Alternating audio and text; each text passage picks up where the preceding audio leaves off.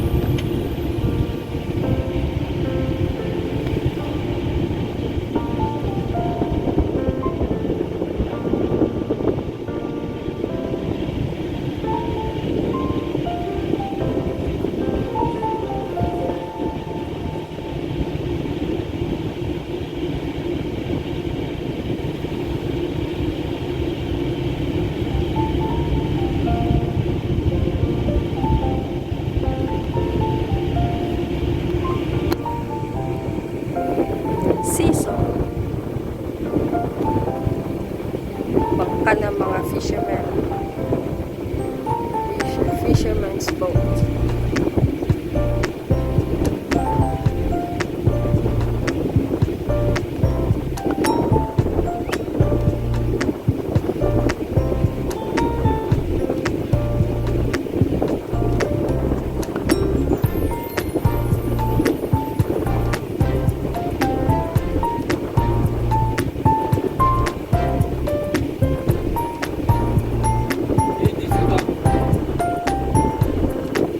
You want something?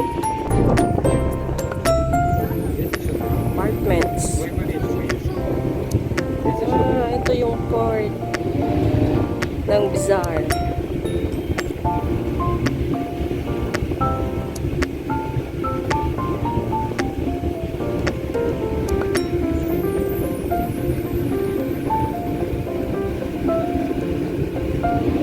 Очень тяжело просто не глядя доставать.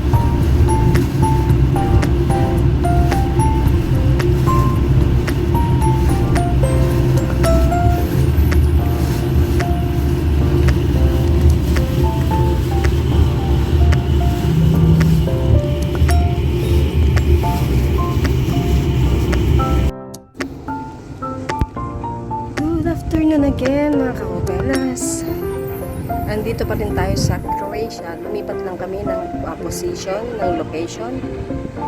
Nandito kami sa Bzar, Croatia. Isa ring parang Greece din. Parang isa ding port, isa ring island. Bzar, Croatia. Yan po.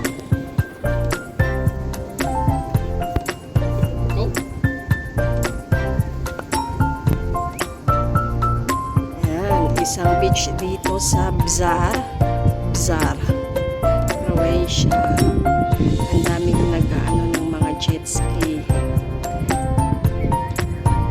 Kasi dyan mayroong upahan yata, paupahan yata doon. Yan, yung mga may maliit na sailing, paupahan yata dyan. Kaya maraming mga nagbalaro ng jet ski. Dito sa Croatia, ang napansin ko guys, ay yung mga simbahan nila ay ganyan katulos sa tuktok. Yan yung isang napansin ko dito. Ang kanilang church ganyan, matulos na matulos. Okay, so punta tayo sa harap.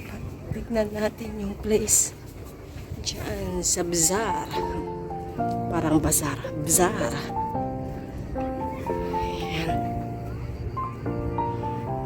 Lilipat kami mamaya. Pupunta kami sa port yata. Yan po.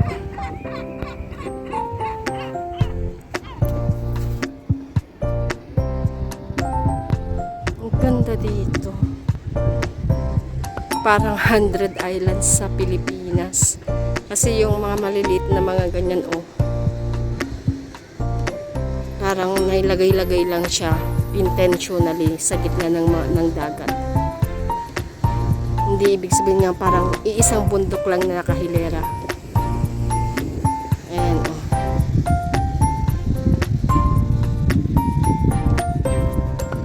Ang ganda dito.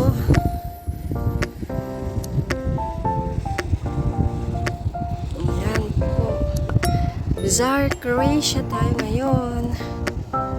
Bukas baka lilipat kami or hindi.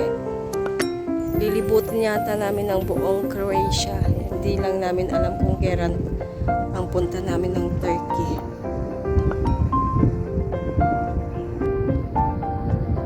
Ganda rin dyan sa likod. Nagpuntang mga amo dyan kanina sa may batuhan, nanguha ng sea urchin, yung maritang tawag sa amin sa Ilocos. Nanguha sila ng sea urchins. Isang malaking supot ng supermarket ang nakuha nila. Pero wala namang kakaunti naman. Nung nalinisan na kakaunti naman. Sabi niya, ito lang. Sabi ko, bumili ka na kasi ng isang bote. Mahirap daw maghanap dito sa Croatia, guys. Sa Greece, madaming nagbebenta yung nakabote-bote. Pero dito, mahirap daw maghanap.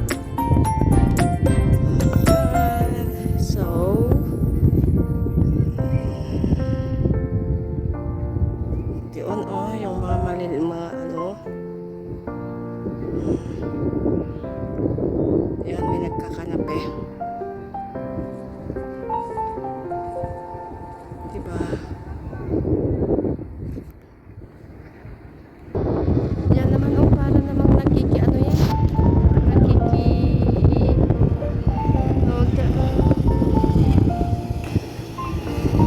Para siyang nakikipagbaligsahan.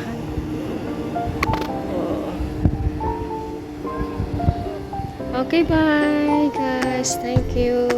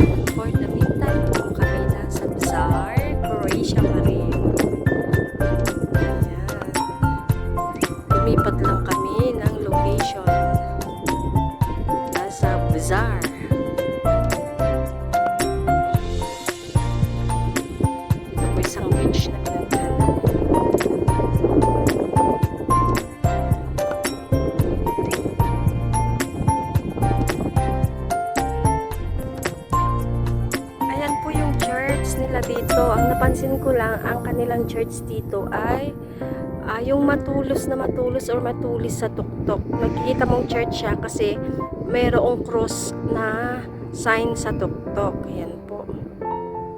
Ayan. Yan ang napansin ko sa mga church dito. Ganyan po katulos. Road 5.